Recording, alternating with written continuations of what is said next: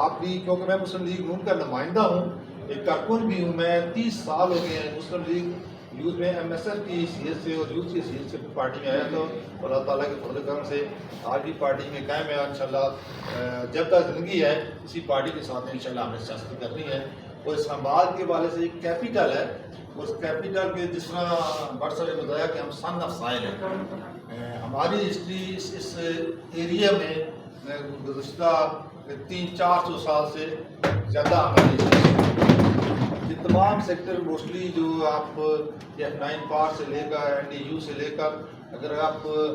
آج بھی E12 اور D12 میں چلے جائیں، الحمدللہ ہماری اپنی ذاتی زمینیں آج بھی موجود بھی ہیں اور کچھ سٹی نیٹ پوزیشن کر رہی ہیں، تو ہم اسلام آباد جب یہ بننا اس وقت سے دیکھ رہے ہیں کہ کس طرح اسلام آباد نے ترقی کی اور کس طرح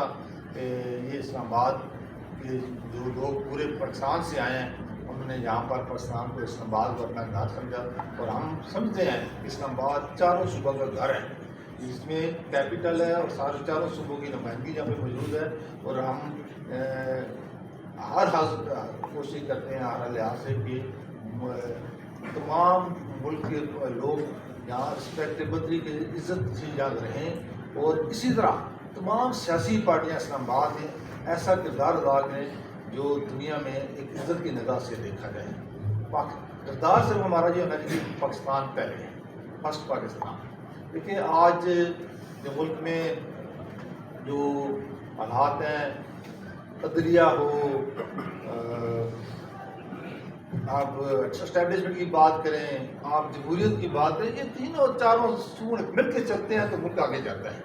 لیکن آج ہر ادارہ اپنے اپنے اس کا اپنے اپنے جو اس کی ایک سمت ہے، جس کی وجہ سے آج پورا ملک انتشار کی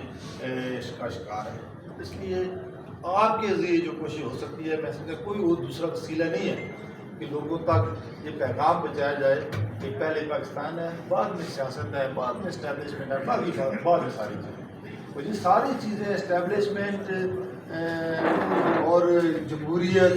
لوگ، سیاسی لوگ اور اسی طرح